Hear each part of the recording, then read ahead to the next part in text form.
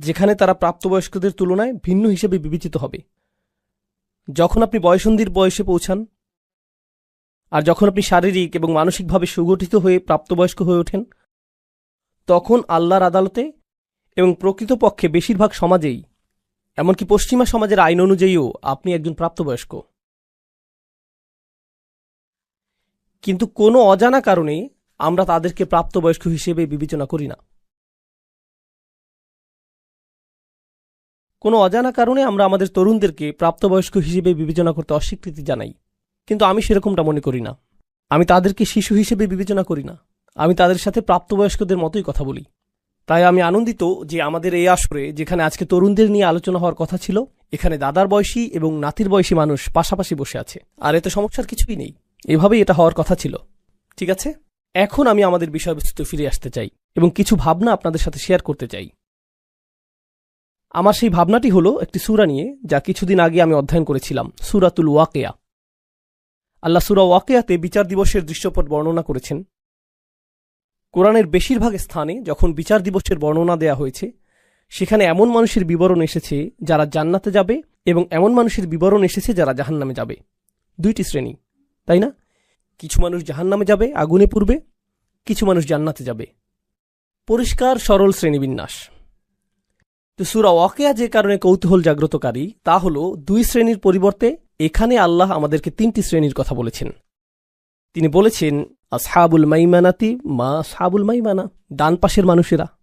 এরা সেই সকল মানুষ যাদেরকে ডান হাতে আমলনামা প্রদান করা হবে, আর এর ফলশ্রুতিতে তারা জান্নাতের পথে অগ্রসর হবেন, যেটা সূরা তাহরিমে এভাবে বর্ণিত হয়েছে, রব্বানা আতমিম লানা নূরানা, হে আমাদের প্রভু, আমাদের আলোকে পরিপূর্ণ করে দিন, আমাদেরকে জান্নাতের সুদীর্ঘ পথ পাড়ি দেওয়ার সামর্থ্য প্রদান করুন। কিন্তু যেহেতু আপনার আমলনামা ডান হাতে রয়েছে, তাই আপনার ডান দিক থেকে আলো প্রতীয়মান হচ্ছে। সেই আলোর আভা আপনার বুক থেকেও ঠিকরে বেরুচ্ছে। ইয়াসআ নূরুহুম বাইনা আইদিহিম ওয়া বিআইমানিহিম, আর তারা জান্নাতের দিকে, বেহেশতের সদর দরজা অভিমুখে হেঁটে যাচ্ছে। তারা হবেন ডান দিকের মানুষ। আর এরপর রয়েছে বাম দিকের মানুষ, আসহাবুশ শিমালি মা আসহাবুশ শিমাল, এরা হলো বাম দিকের মানুষ। এটুকু বোধগম্য। কিন্তু এছাড়াও আল্লাহ অস্বাভাবিকভাবে তৃতীয় একটি শ্রেণী যোগ করে বললেন, ওয়াসসাবিকুন আসসাবিকুন, প্রথম সারির মানুষেরা। প্রথম সারির মানুষেরা, প্রথম এবং প্রধান, ভিআইপি সেকশন। আমি চাই যে আপনারা বিষয়টা কল্পনা করুন। বিশাল সংখ্যক মানুষ রয়েছে ডান দিকে, বিশাল সংখ্যক মানুষ রয়েছে বাম দিকে, আর তারপর কিছু সংখ্যক মানুষ রয়েছে যারা একেবারে সামনে অবস্থান করছে। এখানে পেলাম ডান অংশ, বাম অংশ এবং সামনের অংশ। আর সামনের অংশকে আল্লাহর নিকটে আনা হয়েছে, উলাইকাল মুকাররাবুন, তারা আল্লাহর নৈকট্য লাভ করেছে, তাদেরকে অনুপম এই স্থান প্রদান করা হয়েছে, এমনকি বিচার দিবসেও। তো কোন বিষয়টি এই মানুষগুলোকে বিশেষ মানুষে পরিণত করল, আর কিভাবে তারা ডান দিকের মানুষদের থেকে আলাদা? অনেক মানুষ যারা এই আয়াতটির ব্যাখ্যা করেন, তারা চিন্তা করেন মুহাজিরদের কথা, যারা রাসূল সাল্লাল্লাহু আলাইহি সাল্লামের মক্কায় অবস্থানকালে তার আহ্বানে সাড়া দিয়েছিলেন। প্রথম দিকের ইসলাম গ্রহণকারী ব্যক্তিগণ, যেমন আবু বকর সিদ্দিক রাদিয়াল্লাহু তাআলা আনহু, আলী রাদিয়াল্লাহু তাআলা আনহু, প্রথম দিকের মুসলিমগণ, তারাই প্রথম ইসলাম গ্রহণ করেছিলেন। আর আয়াতেও প্রথম সারির মানুষদের কথা বলছে। এর মাধ্যমে অবশ্যই প্রাথমিক যুগের মুসলিমদেরকেই বোঝাচ্ছে। একটু পরে আমরা এই বিষয়ে বিস্তারিত আলোচনা করব। এখানে আরেকটা বিষয় রয়েছে। এই মতামতটি সম্পূর্ণ সত্য না হওয়ার কারণ হল, আল্লাহ সূরা তওবাতে একটি বিষয়ের উল্লেখ করেছেন, আস-সাবিকুনাল আউয়ালুন মিনাল মুহাজিরিনা ওয়াল আনসার। তিনি বলেছেন, অন্য সকলের আগে যাদের অবস্থান তারা মুহাজিরদের অন্তর্ভুক্ত, যার অর্থ সেই মানুষেরা যারা মক্কায় ইসলাম গ্রহণ করেছেন। কিন্তু তিনি এখানে আনসারদের কথাও বলেছেন, যারা সাহায্যকারী হিসেবে মদিনাতে ছিলেন। আর মদিনার মানুষদের অবদান এসেছে বেশ পরে। তো এখন আমরা শিখলাম যে সাবিকুন শব্দটি এমন মানুষদেরকে বোঝাচ্ছে না যারা আগে ইসলাম গ্রহণ করেছেন, কারণ এটা সেই মানুষদের অন্তর্ভুক্ত করেছে যারা এসেছে আগে, এবং এটা সেই মানুষদেরও অন্তর্ভুক্ত করেছে যারা এসেছে পরে। তাহলে সাবিকুন বলতে আসলে কি বোঝায়, সেটাই আজকে আমরা কিছুটা বোঝার চেষ্টা করব। একটু আগে ইমাম সাহেব চমৎকারভাবে সূরা হিজরের শেষের কিছু আয়াত পাঠ করেছেন। আমরা সাবিকুনের এই ধারণাটিকে সূরা হিজরের শেষের অংশের সাথে সম্পর্কযুক্ত করব। সূরা ওয়াকিয়ার ছোট একটি অংশ এবং সূরা হিজরের কয়েকটি অংশ। তাহলেই আজকে আমার কাজ শেষ।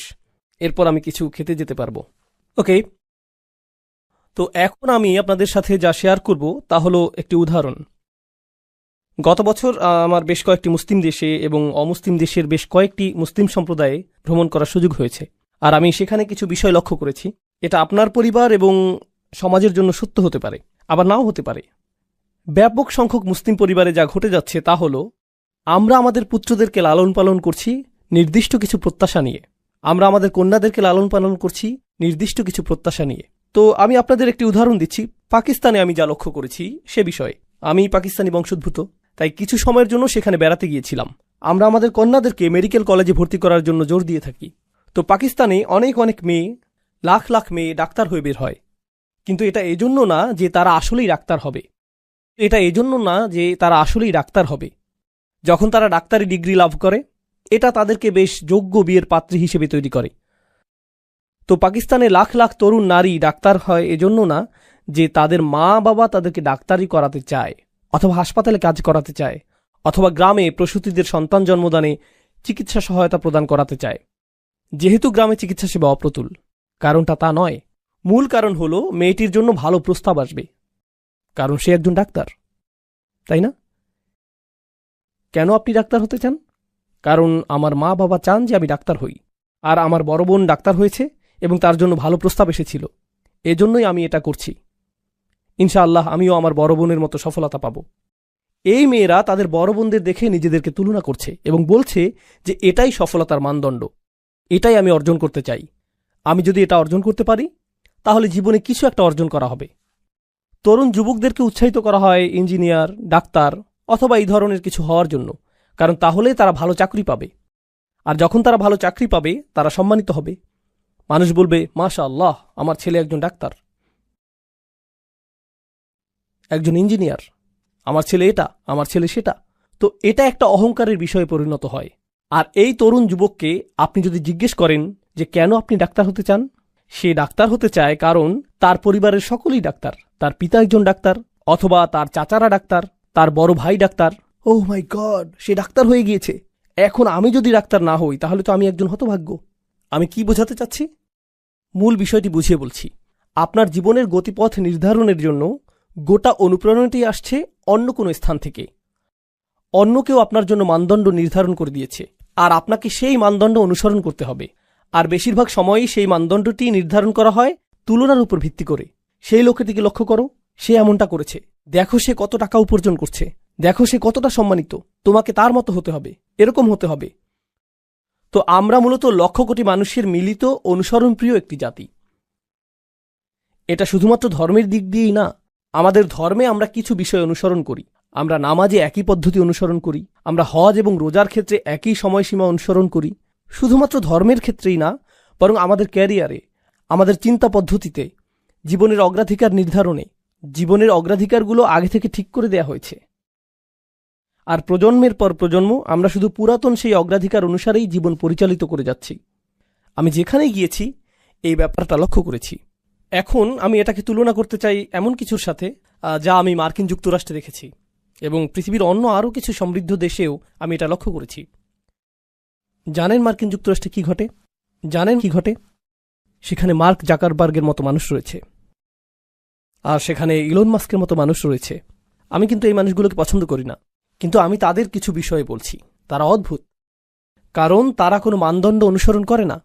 এটা শুধু আদর্শ হিসেবে উপস্থাপিত এই মানুষগুলোই না যারা বিশালাকার কোম্পানি প্রতিষ্ঠা করেছে, বরং এমন অনেক মানুষ রয়েছে যারা কোনো মানদণ্ড অনুসরণ করেনি এবং তারা নতুন কিছু শুরু করেছে। আর যখন তারা নতুন কিছু শুরু করেছে, চারপাশের সকলেই বলেছে, বাহ, এটা তো চমৎকার। তো আপনি যদি বাংলাদেশে, পাকিস্তান অথবা জর্ডানে থাকেন আর আপনি নতুন কিছু শুরু করতে চান, তখন আপনার পরিবারের সকলে কি বলবে? তুমি পাগল হয়ে গেছো, কেউ এমনটা করে না, তুমি এত নির্বোধ কেন? তোমার চাচাতো ভাইয়ের মতো হতে পারো না? তোমার ভাইয়ের মতো হতে পারো না? তোমার বোনের দিকে দেখো, অমুকের দিকে দেখো, অনুসরণ করো, অনুসরণ করো, অনুসরণ করো। নতুন কিছু কেন করছো? নতুন কিছু করলে ব্যর্থ হবে। অদ্ভুত। আপনি যদি এমন কিছু করেন যা অন্য কেউ করছে না, তাহলে আপনি নির্বোধ। আপনাকে তখন ইমামের কাছে নিয়ে যেতে হবে, যাতে তিনি রুকিয়া করে সুস্থ করতে পারেন। তিনি কোনো দোয়া পাঠ করে তারপর আপনার এই সমস্যা ভালো করার চেষ্টা করবে, তাই না? কিন্তু এর সাথে সাবিকুনের কি সম্পর্ক? রাসূলুল্লাহ সাল্লাল্লাহু আলাইহি সাল্লাম মক্কায় নবুয়ত পেলেন, আর তখন সেই লোকগুলোর একটা ধর্ম ছিল, তাদের একটা সংস্কৃতি ছিল, তাদের বিয়ে করার একটা পদ্ধতি ছিল, তাদের সন্তান লালন পালন করার একটা পদ্ধতি ছিল। তাদের সেই পদ্ধতি চলে আসছিল হাজার হাজার বছর ধরে। আর রসুল সাল্লাল্লাহু আলাইহি সাল্লাম ইব্রাহিম আলাইহিসসালামের ধর্মকে পুনরুজ্জীবিত করলেন এবং সব কিছু দেখার জন্য তাদেরকে নতুন দৃষ্টিভঙ্গি প্রদান করলেন। তারা এই সকল মূর্তি কাবা ঘরের চারপাশে দেখে বেড়ে উঠেছে, আর তাদের বাবারাও এভাবে বেড়ে উঠেছে। এটাই ছিল তাদের জীবনের স্বাভাবিক অংশ। তাদের কাছে এগুলো জাতীয় স্মৃতিস্তম্ভ। এরপর কোরআন আসলো, রসুল সাল্লাল্লাহু আলাইহি সাল্লাম আসলেন এবং তিনি সম্পূর্ণ নতুন কথা বললেন। এগুলো সব মিথ্যে, তোমাদের এই সবগুলো মূর্তি মিথ্যা। আর ব্যবসা বাণিজ্যে যা কিছু তোমরা করে থাকো, যেভাবে তোমরা কন্যা সন্তানদেরকে জীবন্ত মাটিতে পুঁতে ফেলো, আর অন্য যে কাজগুলো তোমরা করো, এগুলো সবই ভুল। তারা বলল, না না না, যা ইতিমধ্যেই চলে এসেছে আমরা তার অনুসরণ করি। আমরা অনুসরণ করতে পছন্দ করি। মানুষ নতুন কিছু শুরু করতে চায় না, এটা বাতুলতা। রাসূলুল্লাহ সাল্লাল্লাহু আলাইহি সাল্লামের বিরুদ্ধে একটি প্রধান অভিযোগ ছিল তিনি বাতুল, উম্মাদ। আমি উম্মাদ শব্দটির ক্লিনিক্যাল সংজ্ঞা খোঁজার চেষ্টা করেছিলাম, যদিও বিভিন্ন রকমের অসংখ্য সংজ্ঞা রয়েছে, কিন্তু এমনকি উন্মাদনার চেয়েও নিচের সংজ্ঞাটি কি?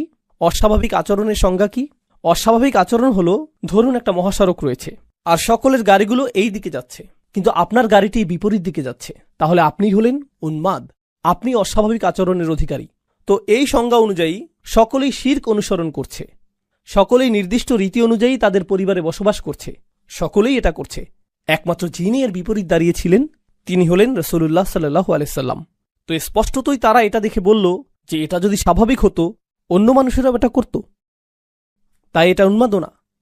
তো আল্লাহ তাকে তার সমাজের প্রথম ব্যক্তি হিসেবে বাছাই করলেন এরকম কিছু কথা বলার জন্য, এই বাণী প্রচার করার জন্য, এই বাণী প্রচার করার জন্য। এক হিসেবে তিনি ছিলেন সাবিক, তিনিই ছিলেন প্রথম। সমাজকে চ্যালেঞ্জ করার ক্ষেত্রে তিনিই ছিলেন প্রথম। হেই, চলে এসো, চলে আসো ইয়াংম্যান, আসো আসো, সমস্যা নেই। কোথায় যেতে চাচ্ছ? এখানে? কুল, হাই ফাইভ। ওইখানে কার দিকে হাত নাড়ছিলে? কোনো বন্ধুর উদ্দেশ্যে? ও, ক্যামেরার দিকে? ভিডিওতে তোমাকে দেখা যাবে, সেজন্য এখানে এসেছো? এখন আমি তোমার উদ্দেশ্যে হাত নাড়ছি, এখন খুশি তো? ওকে, আমি কি ইসলাম নিয়ে কিছু একটা বলছিলাম? ও, সাবিকুন, ঠিক আছে। তো আমি চাই যে আপনারা কল্পনা শক্তিকে কিছুটা কাজে লাগান। আমি চাই আপনি কল্পনা করুন যে আপনি রসুল সাল্লাল্লাহু আলাইহি সাল্লামের সময়ে বসবাস করছেন, আর আপনি মক্কার সাধারণ একটি পরিবারে বসবাস করছেন। আপনি একই ধর্ম পালন করেন, আপনি সেই একই চর্চা করেন, তাদের সবকিছুই পালন করেন। হঠাৎ আপনি শুনলেন যে এই ব্যক্তিটি নবী হওয়ার দাবি করছে, আর তার বার্তাটি হল সকল মূর্তি পূজা ত্যাগ করো, ব্যবসায়ে অসদুপায় অবলম্বন করো না, এতিমদের সাথে ভালো আচরণ করো। আপনি এতিমদের সাথে এক ধরনের আচরণ করে অভ্যস্ত। উদাহরণস্বরূপ, অনেক মুসলিম দেশে এরকমটা ঘটে। আমরা বলি যে আমাদের উম্মার মাঝে ভ্রাতৃত্ব রয়েছে, কিন্তু যখন আপনি কোনো মুসলিম দেশে যান, আপনি দেখতে পাবেন যে সেখানে সামাজিক শ্রেণী বৈষম্য রয়েছে। নির্দিষ্ট শ্রেণীর মানুষ হয়তো কোনো রেস্তোরাঁয় বসে আছে, অন্য আরেক শ্রেণীর মানুষ রয়েছে যাদের সন্তানেরা খালি পায়ে বাইরে ঘুরাঘুরি করছে, তাই না? কখনো কখনো তাদের সন্তানেরা আপনার জন্য খাবার পরিবেশন করছে। আপনি আপনার বাচ্চার সাথে কথা বলেন এভাবে, হেই, তুমি কি একটু খাবার খাবে? একটু খাবার খাও। আর পরিবেশনকারী কোনো শিশু যখন আপনার কাছে আসে, আপনি বলেন, হেই, চা নিয়ে আয়, হেই, এদিকে আয়। এভাবেই আপনি তাদের সাথে কথা বলেন। তো স্পষ্টতই আপনি তাদের সাথে সমান ব্যবহার করছেন না। কিন্তু সেই সমাজে এই কোরআন আসলো এবং বলল, যদিও এই শিশুগুলো এতিম, তুমি এরকম আচরণ করতে পারবে না। ফাযালিকাল্লাযী ইয়াদউল ইয়াতীম, আপনি তাদের সাথে এভাবে কথা বলতে পারবেন না। কাল্লা বাল্লা তুকরিমুনাল ইয়াতীম, তোমরা এতিমদেরকে সম্মানিত করো না। এতিমদেরকে সম্মানিত করা? আপনি কি বলছেন যে কাজের লোককে সম্মান দেখাতে হবে? আমি সম্মান প্রদর্শন করি এমন মানুষকে যে কমপক্ষে একজন ডাক্তার, কমপক্ষে তো তার একটা ডিগ্রি আছে, যাতে সম্মান দেখাতে পারি। জানেন উম্মার আরেকটা বিষয় আমি লক্ষ্য করেছি, অনেক সময় যখন আপনি নতুন কোন স্থানে যান, মানুষ নিজের ব্যাপারে প্রথম কোন কথাটি বলে? সে কি অর্জন করেছে। আসসালামু আলাইকুম, আমার নাম আব্দুল করিম, আমি একজন ডাক্তার, আমি এই হাসপাতাল প্রধান, এবং এটা এটা এটা এটা এটা যোগ্যতার সম্পূর্ণ একটি তালিকা। আমি আপনাকে চিনি না, কিন্তু আপনি আমার কাছে আসলেন আর বললেন, আসসালামু আলাইকুম রহমতুল্লাহ, আমার নাম এটা এটা, আমি এই মসজিদটি প্রতিষ্ঠা করেছি। ওহ, কুল। আমি চাই যে আপনি বিষয়টি জানেন। আমরা এরকম কেন বলি? কারণ কেন আপনি আমাকে সম্মান করবেন যদি না জানেন যে আমি কি অর্জন করেছি? আমাকে সম্মান করার আপনার কোনো কারণ নেই। কোরআন কি বলে? কোরআন বলছে যে এতিমদেরকে আপনার সম্মান করতে হবে। আল্লাহ বলেছেন যে প্রতিটি আদম সন্তানই সম্মানিত। আমি তাদের যোগ্যতা সম্পর্কে জানি না, আমি জানি না কোন পরিবার থেকে তারা এসেছে, আমি জানি না তাদের পেছনের ইতিহাস কি, তারা কি পোশাক পরেছে তাতে কিছু যায় আসে না। আমি তাদের গায়ের রং অথবা ভাষা, আঞ্চলিকতার পরোয়া করি না। তারা কোন গ্রাম থেকে এসেছে এগুলো কোনোটাই গুরুত্বপূর্ণ না। প্রতিটি আদম সন্তানই সম্মানিত, এটাই কোরআনে এসেছে। আপনি কিন্তু এখনও আপনার কল্পনা ব্যবহার করছেন। আপনি জাহিলি মক্কাতে রয়েছেন আর বলছেন এটা অদ্ভুত, সকলেই এখন সমান। ওকে, গৃহহীন এই পথশিশুটি আমার সামনে। হে, এটা কোন ধরনের ধর্ম যা যুক্তিসঙ্গত না? কিন্তু আপনি চিন্তা করতে শুরু করলেন যে হয়তো এটা যুক্তিসঙ্গত, হয়তো সকল মানুষ আসলেই সমান, হয়তো এই শিরক এবং উপাস্যগুলো যুক্তিসঙ্গত না, হয়তো সত্য ধর্ম শুধু একটি, হয়তো সৃষ্টিকর্তা শুধুমাত্র একজন। তার কথা আমাকে আরেকটু শুনে দেখতে হবে। আর আপনি নীরবে এই মানুষটির কথা শুনতে শুরু করলেন, মুহাম্মদ রাসূলুল্লাহ সাল্লাল্লাহু আলাইহি ওয়াসাল্লাম। আর তারপর আপনি সিদ্ধান্ত নিলেন যে আমার পরিবারের মধ্যে আমিই প্রথম ব্যক্তি হতে চাই, উঠে দাঁড়িয়ে এটা বলার জন্য যে আশহাদু আল্লা ইলাহা ইল্লাল্লাহ ওয়া আশহাদু আন্না মুহাম্মাদান আবদুহু ওয়া রাসূলুহু। শুধু আপনার কল্পনাকে ব্যবহার করুন। যখন আপনি এটা করবেন, আপনার পরিবারের প্রতিক্রিয়া কি হবে? লক্ষ্য করুন, তারা নবীজিকে কি বলেছে? উন্মাদ। তারা বলবে, তুমিও তার সাথে থেকে উন্মাদ হয়ে গিয়েছ। দেখো, সে উন্মাদ, কেউই তার অনুসরণ করে না। কেন তুমি তাকে অনুসরণ করছো? আমরা তাকে সম্মান করতাম এবং পছন্দ করতাম তার এই অদ্ভুত ব্যাপারগুলো প্রকাশিত হওয়ার আগে, কিন্তু স্পষ্টতই সে কোনো ধরনের সমস্যায় ভুগছে এবং মানসিক ভারসাম্য হারিয়েছে। আর তুমিও অকারণেই নিজের মানসিক ভারসাম্য হারাচ্ছ। তোমাকে স্বাভাবিক আচরণ করতে হবে। স্বাভাবিক অর্থ তোমাকে অন্য সকলের মতো হতে হবে, কারণ আপনি যদি অন্য সকলের মতো না হন তাহলে আপনি উন্মাদ। তো এই লোকগুলো, প্রথম মানুষগুলো যারা ইসলাম গ্রহণ করেছিলেন, জানেন তারা কি করেছিলেন? তারা অন্য সকলের সমর্থন হারাতে প্রস্তুত ছিলেন। তাদের অন্য কারো কাছ থেকে অনুপ্রেরণার প্রয়োজন ছিল না। অন্য কেউ তাদেরকে অনুপ্রেরণা দিচ্ছিল না। প্রকৃতপক্ষে সকলে তাদেরকে নিরুৎসাহিত করছিল। যখন তারা ইসলাম গ্রহণ করলেন, যেই মানুষগুলো তাদেরকে ভালোবাসত তারা অসন্তুষ্ট হয়ে পড়ল। যারা তাদের সাথে ব্যবসা করত তারা লেনদেন বন্ধ করে দিল। যারা তাদেরকে অনুকরণীয় হিসেবে দেখত এখন তারা তাদেরকে নিচু চোখে দেখে এবং তাদের থেকে দূরত্ব বজায় রেখে চলে। যাদেরকেই তারা ভালোবাসত বিনিময়ে তারা এখন ঘৃণা করে। তারা বিচ্ছিন্ন, একাকী এবং একঘরে হয়ে পড়ল। এমনকি এখানে শ্রোতাদের মধ্যে অনেক নমুসলিম ভাইদেরও একই অবস্থা। যারা অমুসলিম পরিবার থেকে এসেছেন এবং ইসলাম গ্রহণ করেছেন, তারা নিজেদের পরিবার থেকেও একই রকম অভিজ্ঞতার শিকার হয়েছেন।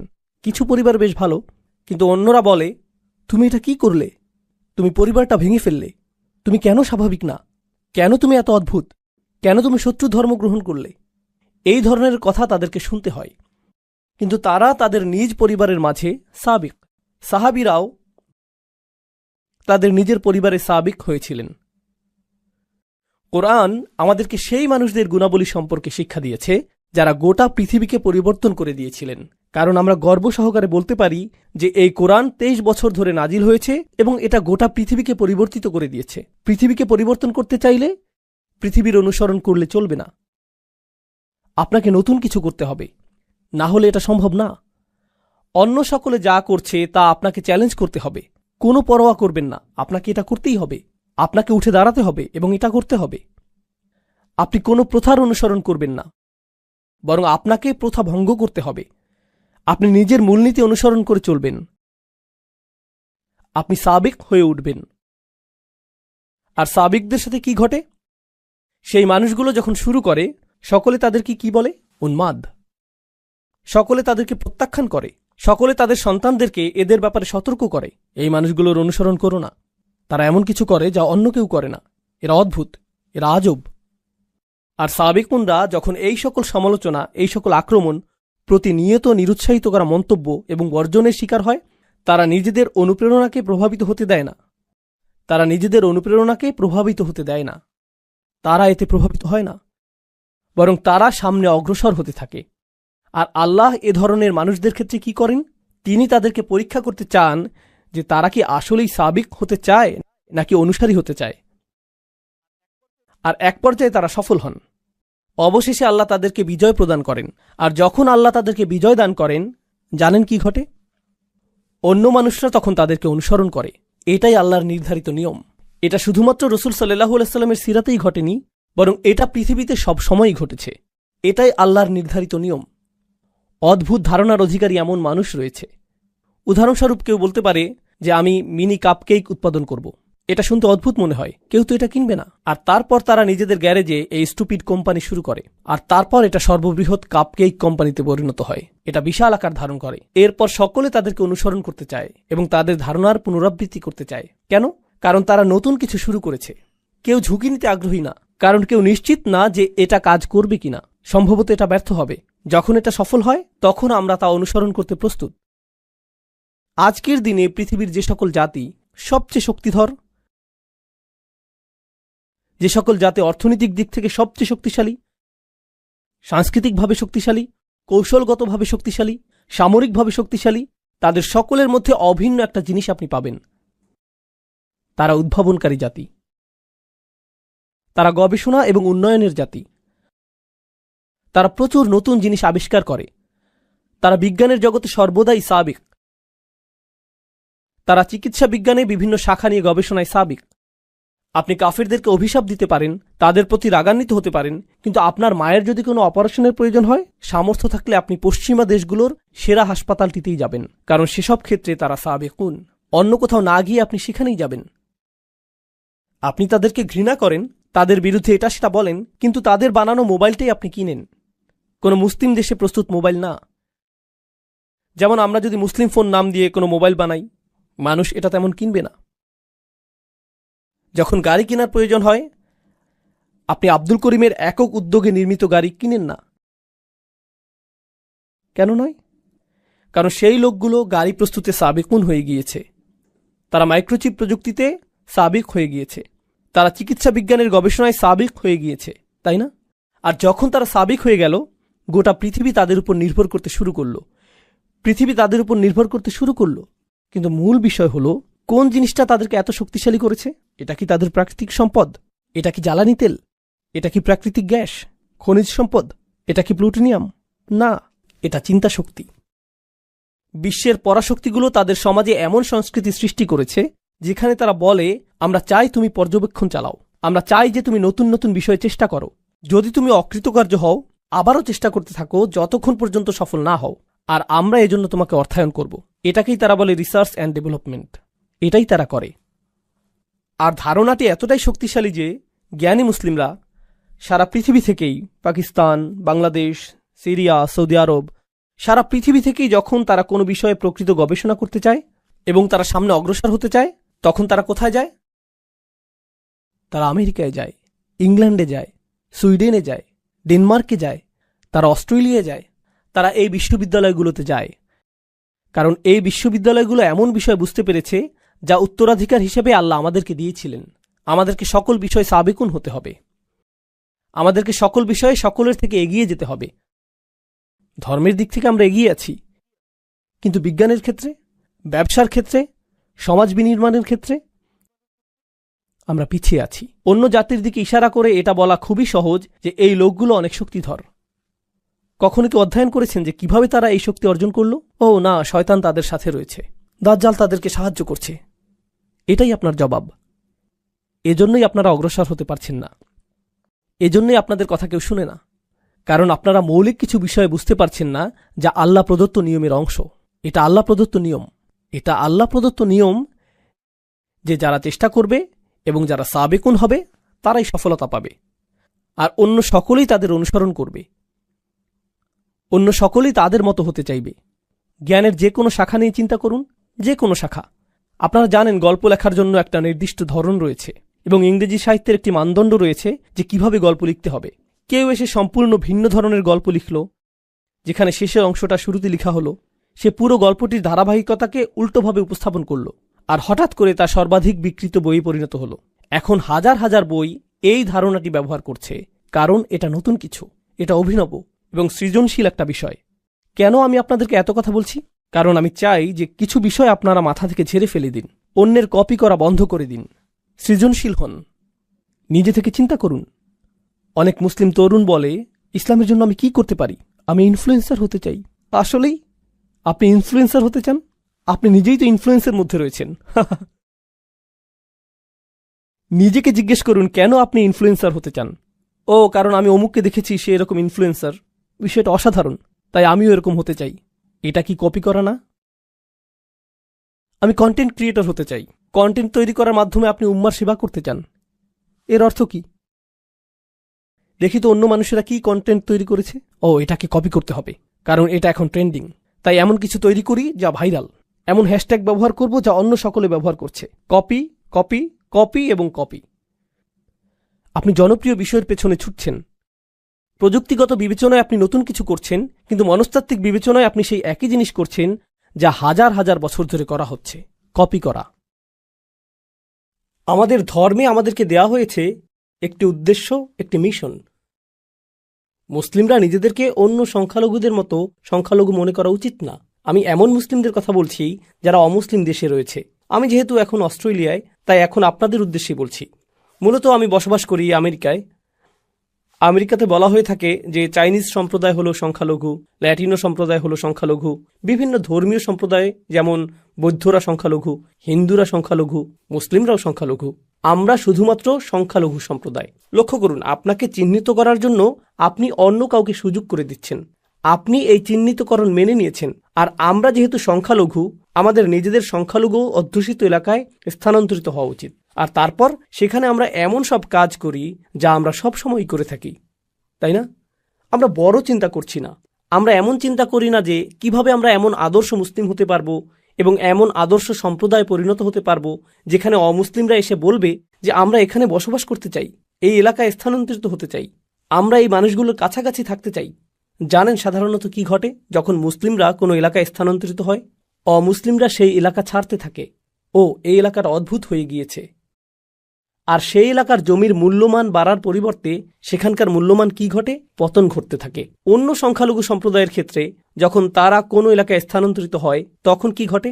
সেই এলাকার মূল্যমান বৃদ্ধি পায়, কারণ তারা সৃজনশীল আর নতুন কিছু করে। তারা নতুন জিনিস তৈরি করে, তারা একে অপরের সাথে সহযোগিতা করে, যেটা আমার পরবর্তী আলোচ্য বিষয়। শক্তিশালী এবং সৃজনশীল একটি মুসলিম সম্প্রদায় গঠনের ক্ষেত্রে আমাদের করণীয় কি? প্রথমত, পারিবারিক পরিসরে যদি আপনার ছেলে অথবা মেয়ে সৃজনশীল কিছু করতে চায়, তারা স্বতন্ত্র কিছু করতে চায়, কেবলমাত্র প্রভাব সৃষ্টিকারী মানুষ না হয়ে তারা যদি কিছু আবিষ্কার করতে চায়, তারা উম্মার জন্য এমন সেবা প্রদান করতে চায় যেমনটা আগে করা হয়নি, তাহলে তা করতে দিন। আমি আপনাদের একটা ঘটনা বলবো যা আসলেই আমাকে প্রভাবিত করেছে। পাকিস্তানে এক তরুণের সাথে আমার সাক্ষাৎ হয়েছিল, তার নাম উল্লেখ করব না।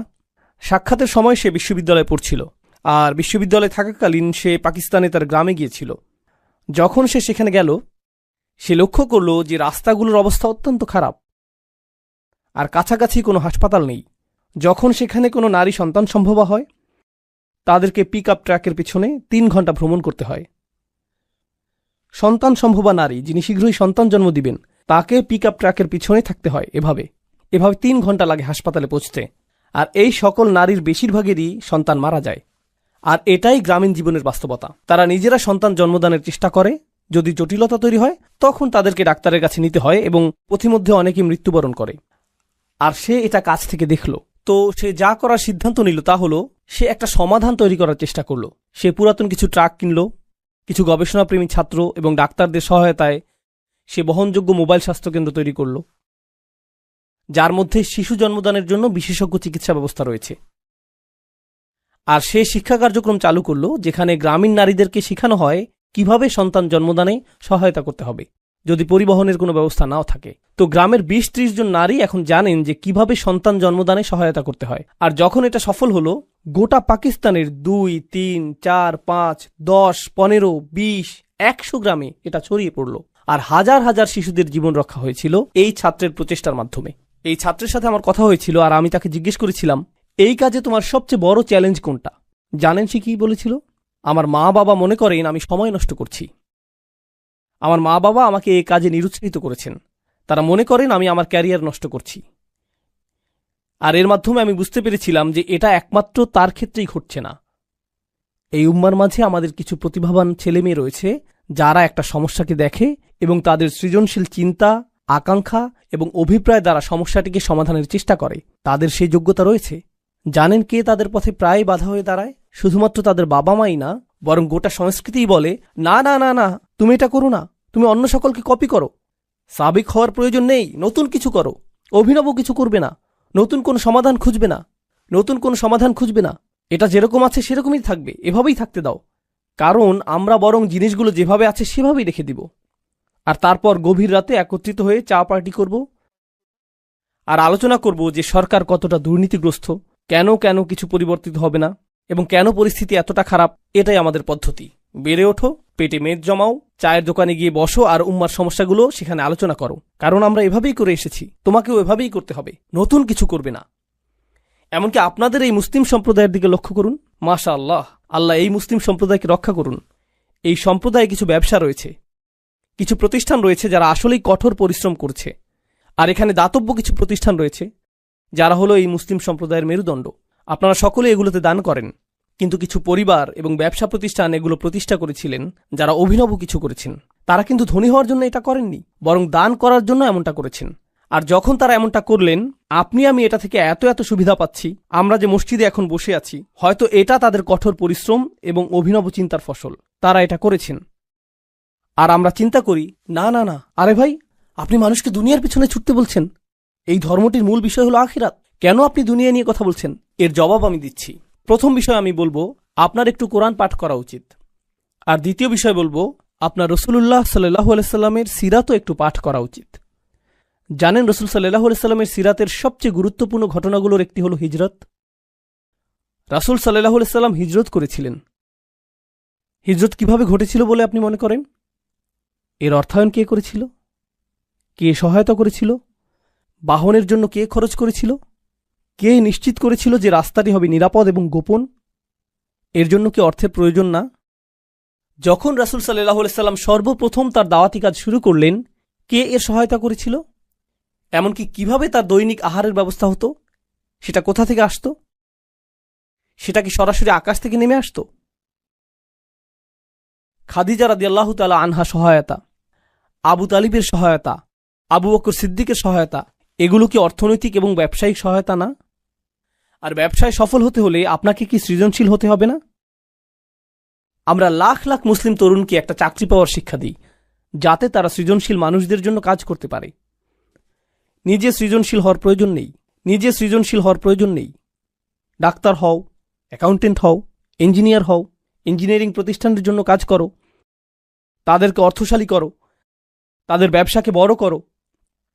আল্লাহ আমাদের নিজেদের ক্ষমতায়নের কথা বলেছেন, মৈত্রী সম্পর্ক তৈরির কথা বলেছেন। মৈত্রী সম্পর্ক অর্থনীতি এবং ব্যবসা বাণিজ্যের মাধ্যমেও সৃষ্টি হয়। কোরআনের মনোরম একটা বিষয় হল, আল্লাহ বলেছেন, ওয়াল্লাযীনা কাফারু বা'দুহুম আউলিয়াউ বা'দ। কাফিররা একে অপরের মিত্র। আর ওয়াল মুমিনুনা ওয়াল মুমিনাত বা'দুহুম আউলিয়াউ বা'দ। মুমিন পুরুষ এবং নারীরা একে অপরের মিত্র। কিন্তু তিনি এই আয়াতটির শেষে বলেছেন, ইল্লাম তাফআলু তাকুন ফিতনাতুন ফিল আরদ। তোমরা যদি এটা না করো, তাহলে পৃথিবীতে ফিতনা সৃষ্টি হবে। যদি তোমরা মিত্র না হও, যদি তোমরা পরস্পর সহযোগিতা না করো, যদি তোমরা বৃহত্তর প্রতিষ্ঠান এবং সমন্বিত বিনিয়োগ সৃষ্টি না করো, তাহলে পৃথিবীতে বড় ধরনের ফিতনা সৃষ্টি হবে। আমাদেরকে এখন মসজিদ নির্মাণের বাইরেও আরও চিন্তা করতে হবে। আমাদেরকে দাতব্য প্রতিষ্ঠান নির্মাণের বাইরেও আরও চিন্তা করতে হবে। আমাদেরকে শক্তিশালী ব্যবসা প্রতিষ্ঠা করতে হবে, সর্বোত্তম বিশ্ববিদ্যালয়, সেরা সব প্রতিষ্ঠান।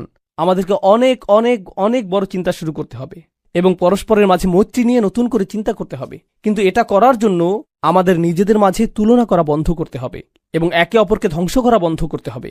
সংক্ষেপে আরও কিছু কথা বলবো এবং এরপর সূরা হিজরের শেষের দিকের আয়াতে যাব, যেরকম কথা আপনাদেরকে দিয়েছিলাম। সফল সমাজ ব্যবস্থার একটা বিষয় আমি লক্ষ্য করেছি, যা রাসূল সাল্লাল্লাহু আলাইহি সাল্লামের সিরাতে উপস্থিত ছিল, আর তা হলো ঈমানদারগণ একে অপরকে সহায়তা করা। যখন কেউ ব্যর্থ হয়েছে, তারা তাকে অনুপ্রেরণা দিয়েছিলেন। আর জানেন এখন আমাদের মাঝে কি ঘটে?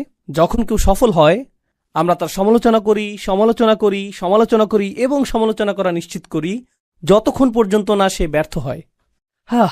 এরপর আমরা বাকি সকলে শান্তি অনুভব করি। সফল সমাজ ব্যবস্থা ব্যর্থ মানুষকে গ্রহণ করে এবং তাদেরকে বারবার চেষ্টা করার জন্য অনুপ্রাণিত করে, যতক্ষণ না তারা সফল হয়ে যায়। আর ব্যর্থ সমাজ ব্যবস্থা সফল ব্যক্তিদের পিছু নেয় এবং তাদেরকে সহ্য করতে পারে না, ফলে তাদেরকে নিচে নামিয়ে দিতে চায় পরস্পরের মাঝে মৈত্রী, শক্তি এবং সহায়তা সৃষ্টি করার পরিবর্তে। এ বিষয়ে প্রচুর চিন্তা শক্তি ব্যয় করতে হবে যে আধুনিক সময়ে এই আয়াতগুলো কি অর্থ বহন করছে। কিন্তু আপনাদের মধ্য থেকে যারা অভিনব কিছু করবেন, আমার উদাহরণের সেই তরুণ যুবকটির মতো যারা নতুন কিছু করবেন, যারা শুধুমাত্র প্রভাব সৃষ্টিকারী হবেন না, আপনাকে বাস্তব কিছু করতে হবে। আপনি বাস্তব সমস্যা সমাধান করতে চাইবেন। আপনাকে বলে রাখছি, উম্মার সকল সমস্যা আপনি একা সমাধান করতে পারবেন না। যখন মানুষ এসে প্রশ্ন করে, উস্তাদ, কিভাবে আমরা উম্মার সকল সমস্যা সমাধান করব? এই সমস্যা শেষ হবে যখন আপনি এরকম নির্বুদ্ধিতাসুলভ প্রশ্ন করা বন্ধ করবেন, যখন আপনি বস্তুনিষ্ঠ প্রশ্ন করা শুরু করবেন। এখানে আমি একটা সমস্যা দেখছি, আমি এটা সমাধান করতে পারবো, কিন্তু এটা সব সমস্যার সমাধান করবে না। আমাদের সংখ্যা তো কয়েকশো কোটি, আমাদের প্রত্যেকেই যদি একটি করে ছোট সমস্যা সমাধান করি, কল্পনা করতে পারেন আমরা কি ধরনের উম্মায় পরিণত হব? যদি আমাদের কিছু অংশ চিকিৎসা সমস্যা সমাধান করি, আর আমাদের কিছু অংশ সামাজিক সমস্যা সমাধান করি, আর আমাদের কিছু অংশ শিক্ষা সমস্যা সমাধান করি, আমাদের কিছু অংশ রাজনৈতিক সমস্যা সমাধান করি, দেখতে পাচ্ছেন কিভাবে এটা একত্রে জমা হচ্ছে? সকল সাহাবী কি একই কাজ করেছেন, নাকি তাদের প্রত্যেকেই ভিন্ন ভিন্ন সম্ভাবনাকে কাজে লাগিয়েছেন? তাদের প্রত্যেকেই অবদান রেখেছেন এবং সাহাবীকে পরিণত হয়েছেন তাদের নিজস্ব পরিসরে, তাদের নিজস্ব প্রতিভায়। তারা সকলেই একরকম ছিলেন না। তাদের প্রতি রাসূল সাল্লাল্লাহু আলাইহি ওয়াসাল্লামের প্রত্যাশাও একরকম ছিল না। তো এটা আপনার মাথায় গেঁথে দেওয়ার জন্য সৌভাগ্যবশত এই আয়াতটি একটু আগে আমরা নামাজে শুনেছি। এখানে রাসূল সাল্লাল্লাহু আলাইহি ওয়াসাল্লামকে একটি নির্দেশ দেওয়া হয়েছে, আর যখন তাকে কোনো নির্দেশ দেওয়া হয় আমরা এটাকে সুন্নাহ হিসেবে গ্রহণ করি। তাকে বলা হয়েছে আর তার মাধ্যমে আমাদেরকেও বলা হয়েছে। তিনি বলছেন, ফাসদা বিমা তুমারু ওয়া আ'রিদ আনিল মুশরিকিন। এই আয়াতটি আমার অনেক প্রিয়। আল্লাহ বলেছেন, খেয়াল করুন, সংকল্পবদ্ধ হন এবং সামনে এগিয়ে যান যা করতে আপনাকে নির্দেশ দেওয়া হয়েছে, এবং মুশরিকদেরকে উপেক্ষা করুন। যারা পেছনে কথা বলে তাদেরকে উপেক্ষা করুন, সমালোচকদেরকে উপেক্ষা করুন, তাদের উপেক্ষা করুন যারা মনে করে যে আপনি শক্তিহীন, তাদের উপেক্ষা করুন যারা মনে করে যে আপনি তাদের জন্য হুমকি। উপেক্ষা করুন, উপেক্ষা করুন, উপেক্ষা করুন। আপনার একটি মিশন রয়েছে, আপনার মিশনের প্রতি মনোযোগী হন। আপনি এই কাজে নিয়োজিত। আ'রিদ আনিল মুশরিকিন, তাদের উপেক্ষা করুন, তাদেরকে আপনার পথে আসতে দিবেন না। আরবিতে সদ্য শব্দটি খুবই কৌতূহল উদ্দীপক। এটাতে কি বোঝায়? এটা দিয়ে বোঝায় ফাটল, কোনো পাথর অথবা মাটির রাস্তায় সৃষ্ট ফাটল। যদি আপনি একটি পাথরের মাঝে ফাটল সৃষ্টি করেন, সদা আতাহু, তো এটা এরকম যেন আল্লাহ রাসূল সাল্লাল্লাহু আলাইহি সাল্লামকে বলছেন, আপনার সামনে বিশাল একটা প্রতিবন্ধকতা রয়েছে, এর মাঝে ফাটল সৃষ্টি করুন এবং মনোযোগ হারাবেন না। প্রতিবন্ধকতা রয়েছে, এটাকে ভেঙে ফেলুন, মনোযোগ ধরে রাখুন, বিভ্রান্ত হবেন না, মুশরিকদেরকে বিভ্রান্ত করার সুযোগ দিবেন না। ফাসদা বিমা তুমারু ওয়া আ'রিদ আনিল মুশরিকিন। আপনি যদি মনোযোগ সুসংহত রাখতে পারেন, অসাধারণ অনেক কাজ আপনি সম্পূর্ণ করতে পারবেন। কিন্তু জানেন আমাদের ক্ষেত্রে কি ঘটে? জানো তারা কি বলেছে? জানো তারা কি করেছে? তাদের বক্তব্য কি? সর্বদা আপনি এই বিষয়ে মনোযোগী, আর যখন আপনি তাদের কথার দিকে মনোযোগ দেন, তখন আপনার যেই কাজ করা উচিত তার প্রতি মনোযোগ দিতে পারেন না। আপনার মনোযোগ হারিয়ে যায়। আপনার তো স্বতন্ত্র মিশন রয়েছে, আপনার তো স্বতন্ত্র দায়িত্ব রয়েছে।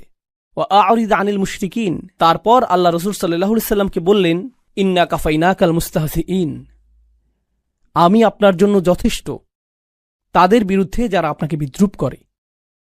সেই লোকগুলো যারা সমালোচনা করে, উপহাস করে, বিদ্রূপ করে এবং তুচ্ছতাচ্ছিল্য করে, তাদের ব্যবস্থা আমি করব।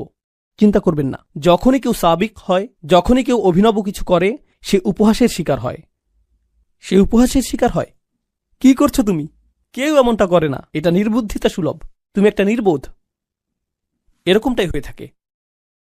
আর আমি আপনাদের বলতে পারি, আল্লাহ যেহেতু রাসূল সাল্লাল্লাহু আলাইহি সাল্লামকে এই কথাগুলো বলেছেন, এগুলো চিরকালের জন্য প্রযোজ্য হয়ে গিয়েছে। যখন আপনি ভালো কিছু করতে যাবেন আর তা আগে করা হয়নি কিন্তু তা করতে হবে, সেক্ষেত্রে মানুষ আপনাকে উপহাস করবে। তুমি কি মনে করেছো এতে কাজ হবে? তুমি কি মনে করেছো এটা গুরুত্বপূর্ণ? তুমি কি মনে করেছো এটা পৃথিবী পরিবর্তন করে দিবে?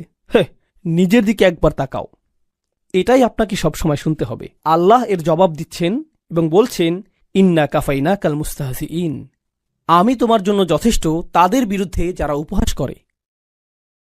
এটাই যথেষ্ট। আর তারপর আল্লাযীনা ইয়াজআলুনা মা'আল্লাহি ইলাহান আখার ফাসাউফা ইয়ালামুন ওয়া লাকাদ না'লামু আন্নাকা ইয়াদীকু সাদরুকা বিমা ইয়াকুলুন। আল্লাহ বলছেন, আমি এটাও জানি যে তারা যা বলে তাতে আপনার হৃদয়ে অস্বস্তি তৈরি হয়। এর আগে আল্লাহ তাকে বলেছেন যে এগুলো উপেক্ষা করার জন্য, কিন্তু তিনি তো মানুষ। তিনি এমন কথা শুনবেন যা তাকে প্রভাবিত করবে। আপনি এমন কথা শুনবেন যা আপনাকে প্রভাবিত করবে। এটা আপনাকে নিরুৎসাহিত করবে। এটা আপনার মাঝে নেতিবাচক শক্তি হিসেবে কাজ করবে। আপনারা জানেন এখনকার সময়ে মানুষ এভাবে কথা বলে, তোমার মধ্যে নেতিবাচক শক্তি রয়েছে, তাই আমি দূরত্ব রক্ষা করছি। তোমার মাঝে অনেক বেশি টক্সিসিটি রয়েছে। রসুল সাল্লাল্লাহু আলাইহি সাল্লামকে এটা বলা হয়নি যে তারা যদি আপনার অবস্থাকে বিষিয়ে তোলে তাহলে মক্কা থেকে দূরে চলে যান, কারণ আপনার আরোগ্য লাভ প্রয়োজন। তাকে তো এটা বলা হয়নি। আপনাকে বিষাক্ত মানুষগুলো থেকে দূরে চলে যেতে হবে, তাকে তো এটা বলা হয়নি।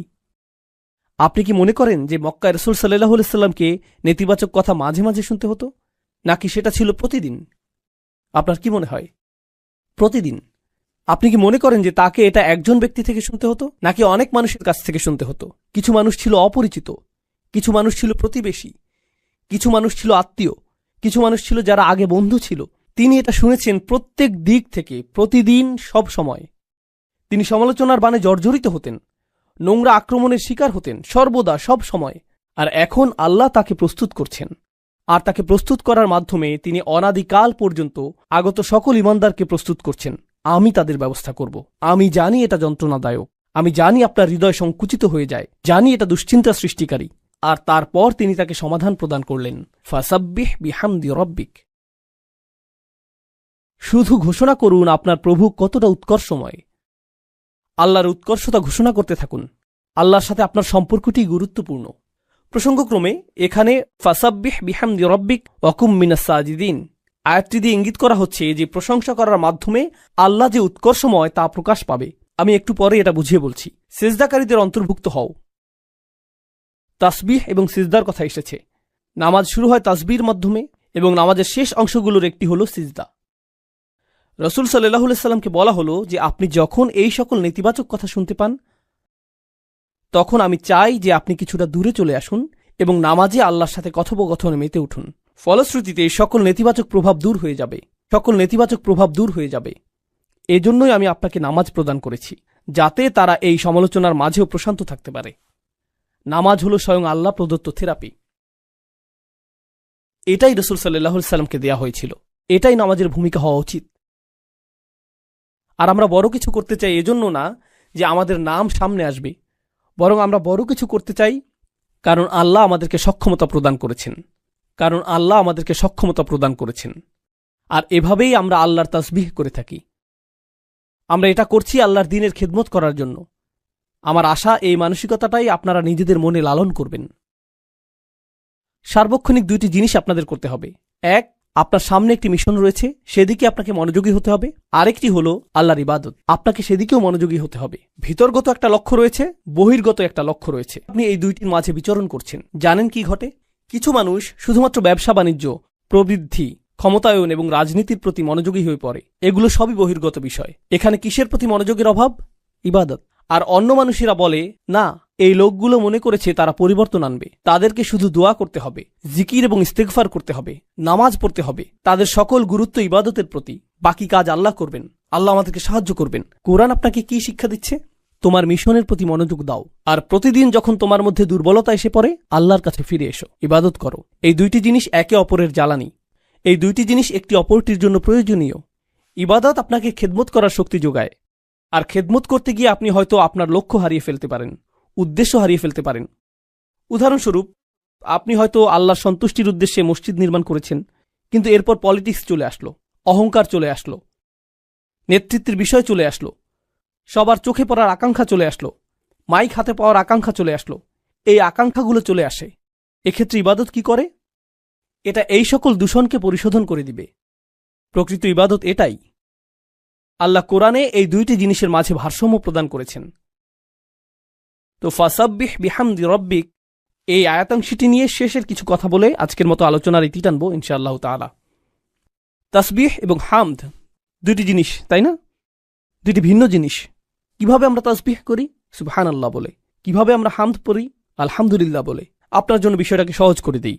সাব্বিহ বিহামদি রব্বিক, সরল ভাষায় এর অর্থ আপনাদের বুঝিয়ে বলছি। তাসবিহ অর্থ আল্লাহ সম্পর্কে আপনার কোনো নেতিবাচক চিন্তা অথবা মন্তব্য থাকবে না।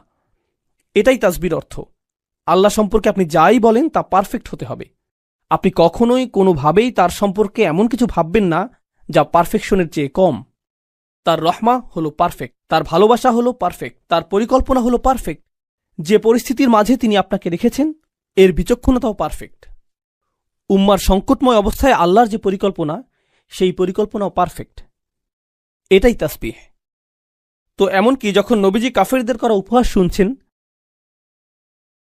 তারা তো ভয়ঙ্কর রকম খারাপ কাজ করছে। কিন্তু রাসূল সাল্লাল্লাহু আলাইহি সাল্লামের এই অবস্থার মধ্য দিয়ে অতিক্রম করাটাও আল্লাহর পরিকল্পনার অংশ। আর আল্লাহর পরিকল্পনা সর্বদাই কি?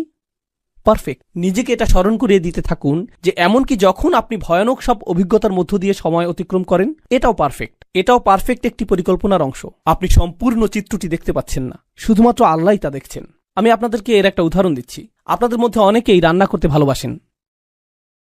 আপনি যখন রান্না করেন তখন কেউ একজন পাশে দাঁড়িয়ে দেখছে, তুমি এতগুলো লবণ দিয়েছ, এতগুলো লবণ দিয়েছ। এই 5 মিনিট ধরে এত বেশি তাপমাত্রায় রান্না হচ্ছে, 5 মিনিট ধরে চলছে, আর আপনি বিরক্ত হচ্ছেন। চুপ করবে তুমি? ওইখানে গিয়ে কিছু একটা করো, জানালার ধারে গিয়ে বাইরে তাকিয়ে থাকো, আমাকে রান্না করতে দাও। তুমি এটা বুঝবে না। ও, অবশেষে রান্নাটা কিন্তু মজাই হয়েছে।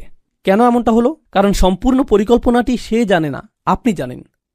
কেউ একজন কোনো কিছু অঙ্কন করছে, সে চমৎকার কিছু অঙ্কন করছে, আর আপনি পাশে দাঁড়িয়ে থেকে বলছেন, ধূসর রংটা এখানে, এই স্থানটাতে, কি করছো তুমি? এভাবে তো কাজ করা যায় না, কারণ কেউ একজন পাশে থেকে নজরদারি করছে, তাই না? এখন কল্পনা করুন, আমরা উদ্বিগ্ন হয়ে পড়ি যখন আল্লাহর পরিকল্পনার একটি অংশ দেখি। আপনি পরিকল্পনার সামান্য একটা অংশ দেখেই বলছেন, কি সমস্যায় পড়ে গেলাম, কেন এমনটা ঘটছে? আর আল্লাহ বলেন, তোমার জন্য সহজ করে দিচ্ছি, সাব্বিহ। নিজেকে স্মরণ করিয়ে দাও যে পারফেকশনের অধিকারী হলেন আল্লাহ, আর এই চিত্রটির প্রতিটি ছোট অংশ বৃহত্তর একটি পরিকল্পনার অংশ, যা পারফেক্ট, যা আল্লাহ কর্তৃক নির্ধারিত। এটাই তাসবিহ। কিন্তু তিনি শুধু বলেননি যে সাব্বিহ রব্বাক, তিনি বলেছেন সাব্বিহ বিহামদি রব্বিক। তাই আমাদেরকে এখন জানতে হবে যে হামদ বলতে কি বোঝায়। তাসবিহ ছিল আল্লাহ সম্পর্কিত সবকিছুই পারফেক্ট। তার পরিকল্পনা পারফেক্ট, তার বিচক্ষণতা পারফেক্ট, তার ভালোবাসা পারফেক্ট, তার তত্ত্বাবধান পারফেক্ট, তার সাহায্য পারফেক্ট। কেউ কেউ জিজ্ঞেস করে, আল্লাহর সাহায্য কেন আসছে না? আল্লাহর সাহায্য পারফেক্ট, এবং যখন এটা আসবে সেই সময়টাও পারফেক্ট। এটাই তাসবিহ। ঠিক আছে, আসুন এখন হামদ নিয়ে সংক্ষেপে জেনে নিই। হামদ অর্থ তিনি যাই করেন তা ভালো, তা প্রশংসনীয়, এবং আমাদের উচিত এর জন্য তাকে ধন্যবাদ জ্ঞাপন করা। আল্লাহ যাই করেন আলহামদুলিল্লাহ। তিনি শুধুমাত্র পারফেক্টই না, যার অর্থ আমরা তার সমালোচনা করি না, বরং এর চেয়েও উপরে গিয়ে আমরা তার প্রশংসা করি এবং তার কৃতজ্ঞতা জ্ঞাপন করি। আমরা তার প্রশংসা করি এবং তাকে ধন্যবাদ জ্ঞাপন করি। তো এভাবে আল্লাহ আমাদের মুসলিমদের গোটা মনস্তত্ত্বই উল্টে দিলেন। ওয়ালা তাহসাবান্নাল্লাযীনা কুতিলু ফী সাবিলিল্লাহি আমওয়াতান বাল আহইয়াউন ইনদা রাব্বিহিম ইয়ারযাকুন ফারিহিনা বিমা আতাহুমুল্লাহু মিন ফাদলিহি ওয়াস্তাবশিরুনা বিল্লাযীনা লাম ইয়ালহাকু বিহিম মিন খালফিহিম আল্লা খাউফুন আলাইহিম ওয়ালা হুম ইয়াহজানুন। আল্লাহ বলেছেন, যারা আল্লাহর পথে মৃত্যুবরণ করেছে কখনোই মনে করো না যে তারা মৃত, বরং তারা জীবিত। তারা আল্লাহর পক্ষ থেকে রিজিক প্রাপ্ত, আর তারা হবে প্রফুল্ল। আমরাই কান্না করে থাকি, তাদের অবস্থা কি? প্রফুল্ল। আপনি যদি এই বিষয়টা উপলব্ধি করেন, তখন আপনি যদি নিজের সামনে ভয়ঙ্করতম মৃত্যুও দেখেন, আপনি বলবেন, এই মানুষগুলো হলেন আমাদের শহীদ। আর আমরা এজন্য আল্লাহর প্রশংসা করি, তিনি তাদেরকে নিয়ে গিয়েছেন। ওয়াত্তাখিদ মিনকুম শুহাদা, তিনি আমাদের মধ্য থেকে কিছু মানুষকে নিয়ে যাবেন যাদের সাথে তিনি আগেই সাক্ষাৎ করতে চান, তিনি আগেই তাদেরকে নিজের সঙ্গ প্রদান করতে চান। এটাও প্রশংসার কারণে পরিণত হয়। এমনকি এটাও প্রশংসার কারণ, যদিও এটা অপরাধীদের অপরাধকে বৈধতা প্রদান করে না, কিন্তু এই মুহূর্তে এটা আল্লাহর সাথে আপনার সম্পর্কের বিষয়। এটা অন্য মানুষের সাথে সম্পর্কিত কোনো বিষয় নয়, এটা শুধু আপনি এবং আল্লাহ। সাব্বিহ বিহামদি রব্বিকা। আর আপনি এটা নিশ্চিত করবেন যখন আপনি উপলব্ধি করবেন যে আল্লাহ যাই করেন তা পারফেক্ট, আর আমি তার প্রশংসা করব এবং ধন্যবাদ জ্ঞাপন করব আমাকে এই সংকটের মধ্যে থাকার সুযোগ প্রদান করার জন্য। কারণ কিছু মানুষের ক্ষেত্রে তারা কখনো এরকম সংগ্রাম করার কথা চিন্তাও করেনি। যেহেতু আল্লাহ আমাকে এই সংগ্রামের জন্য বাছাই করেছেন, আমার উচিত এজন্য আল্লাহকে ধন্যবাদ জানানো। কারণ এমন অনেক মানুষ রয়েছে যারা আমার চেয়ে অনেক বেশি বিচক্ষণ, যারা কখনো এমনকি এই পদক্ষেপই নেয়নি, বরং তারা শয়তানের পদাঙ্ক অনুসরণ করেছে। আমি তো কমপক্ষে আল্লাহর পথে অগ্রসর হওয়ার চেষ্টা করেছি। তাই আমার সম্মানিত এবং কৃতজ্ঞ বোধ করা উচিত যে আল্লাহ এই পথে সংগ্রাম করার জন্য আমাকে বাছাই করেছেন। অতএব আমি তাঁর প্রশংসা করব। রাসূলুল্লাহ সাল্লাল্লাহু আলাইহি সাল্লাম বিদ্রূপের শিকার হয়েছিলেন, আর এখন তিনি আল্লাহর প্রশংসা করছেন সেই বিদ্রূপের শিকার হওয়ার জন্য, কারণ এই বিদ্রূপই তার মর্যাদাকে উন্নীত করেছে। এটা তার জিহাদের অন্তর্ভুক্ত। আল্লাহ এই সংগ্রামের জন্য তাকে বাছাই করেছেন। ফাসাব্বিহ বিহামদি রব্বিক। আর ওয়াকুম মিনাস সাজিদিন। কৃতজ্ঞতার চূড়ান্ত বহিঃপ্রকাশ হল সিজদায় অবনত হওয়া। আল্লাহর সম্মুখে বিনয়ের চূড়ান্ত বহিঃপ্রকাশ হল সিজদায় অবনত হওয়া। তাই সিজদায় লুটিয়ে পড়ুন। আর যখন আপনি আল্লাহর সাথে এই কথোপকথন শেষ করবেন, এরপর যখন আপনি তাদের বিদ্রুপাত্মক কথা শুনবেন, ততক্ষণে সেই তাসবিহ এবং হামদ আপনাকে এতটাই দূষণমুক্ত করেছে যে এটা আপনার কাছে আর আগের মতো যন্ত্রণাদায়ক মনে হচ্ছে না। দেখতে পাচ্ছেন? উপেক্ষা করতে শিখুন। আরিদ আনিল মুশরিকিন। আমরা জানি এটা যন্ত্রণাদায়ক, আমরা জানি তারা যন্ত্রণাদায়ক কথা বলে, আমরা জানি এটা যন্ত্রণার উদ্রেক করে, আর যখনই এটা তোমার জন্য যন্ত্রণার উদ্রেক করবে, এই হলো তোমার উপশম। তো আমি বিশেষভাবে তরুণদেরকে বলবো, আপনার জীবনে যা করতে চান সে বিষয়ে একনিষ্ঠ থাকুন। আপনি যা অর্জন করতে চান সে বিষয়ে একনিষ্ঠ থাকুন। একনিষ্ঠভাবে কাজ করাকে স্বভাবে পরিণত করুন। আপনি যদি বিশ্ববিদ্যালয়ে পড়েন, শুধুমাত্র বিশ্ববিদ্যালয়ে পড়বেনই না, পড়াশোনার পাশাপাশি একটা কাজ খুঁজে নিন। কর্মস্থলে শিষ্টাচারগুলো শিখুন। শুধু ঘরে বসে থাকবেন না এবং শুধুমাত্র সামাজিক মাধ্যমে ইসলামের খেদমত করবেন না। আমাদের প্রকৃত পুরুষ এবং প্রকৃত নারী প্রয়োজন, যারা সত্যিকার অর্থে এই উম্মার জন্য অবদান রাখবে, সত্যিকার অর্থে। আর আপনি যখন এই ধরনের ব্যক্তিত্ব গঠন করবেন, তখন আপনি কাজ করবেন, আপনি ব্যবসা প্রতিষ্ঠার চেষ্টা করবেন, আপনি স্বাধীনভাবে নিজের কাজ করবেন, আপনি স্বনির্ভর হওয়ার চেষ্টা করবেন। তরুণ যুবকেরা যাদের বয়স 17-18 বছর, তাদের লক্ষ্য থাকা উচিত অর্থনৈতিকভাবে স্বনির্ভর হওয়া। আর মা বাবার এতে উৎসাহিত করা উচিত। এরকম বলবেন না যে না না না, বিশ্ববিদ্যালয়ে পড়াশোনা শেষ করো, এরপর মাস্টার্স শেষ করো, এরপর পিএইচডি শেষ করো, এরপর তুমি হয়তো একটা চাকুরি পাবে, আর ততদিন পর্যন্ত বিয়ে করতে পারবে না। না না না, আপনার সন্তানদের স্বনির্ভরতা শিক্ষা দিন। এই উম্মাহ শক্তিশালী হবে না যতক্ষণ পর্যন্ত তরুণরা শক্তিশালী না হবে। আর তরুণরা যদি পরবর্তী ক্রিকেট চ্যাম্পিয়নশিপের জন্য অপেক্ষায় থাকে, তারা যদি পরবর্তী ভিডিও গেম রিলিজের অপেক্ষায় থাকে, অথবা পরবর্তী ওয়েব সিরিজের অপেক্ষায় থাকে, এটাই যদি তাদের চিন্তার কেন্দ্রবিন্দু হয়, অথবা তারা যদি পরবর্তী আইফোনের অপেক্ষায় থাকে, পরবর্তী গ্যাজেট হাতে পাওয়ার অপেক্ষায় থাকে, তাহলে তো আমরা কেবলমাত্র ভোক্তা প্রস্তুত করে যাচ্ছি। এটাই আমরা প্রস্তুত করে যাচ্ছি। তারা শুধুই ভোক্তা, তারা পৃথিবীকে কিছুই দিচ্ছে না, তারা শুধুই পৃথিবী থেকে গ্রহণ করছে। আমাদেরকে এমন উম্মাহ হিসেবে বানানো হয়েছে যারা পৃথিবীকে প্রদান করে। এই উদ্দেশ্যে আমরা সৃষ্টি হয়েছি। তো আপনাদের প্রতি এটাই আমার বিনীত অনুরোধ থাকবে যে সাবিক বলতে যা বোঝায় তা প্রকৃত অর্থেই চিন্তা করবেন, এবং সাবিক হওয়ার ফলশ্রুতিতে সমালোচনা সহ্য করার জন্য নিজেকে মানসিকভাবে প্রস্তুত করুন। সকল শোরগোল অপেক্ষা করে সামনে এগিয়ে যাবার জন্য নিজেকে মানসিকভাবে প্রস্তুত করুন। আল্লাহ আযজা জাল্লা আমাদের তরুণদেরকে শক্তি প্রদান করুন এবং এই দ্বীনের খেদমতে ও এই উম্মার ক্ষমতায়নে তাদেরকে আগের প্রজন্ম থেকেও অনেক বেশি অবদান রাখার সামর্থ্য প্রদান করুন, যা উম্মার ক্ষমতায়নে অবদান রাখতে থাকবে আরও বেশি, আরও বেশি এবং আরও বেশি। বারাকাল্লাহু লি ওয়া লাকুম ফিল কুরআনিল হাকিম ওয়া নাফা'নি ওয়া ইয়্যাকুম বিল আয়াতি ওয়াজ যিকরিল হাকিম।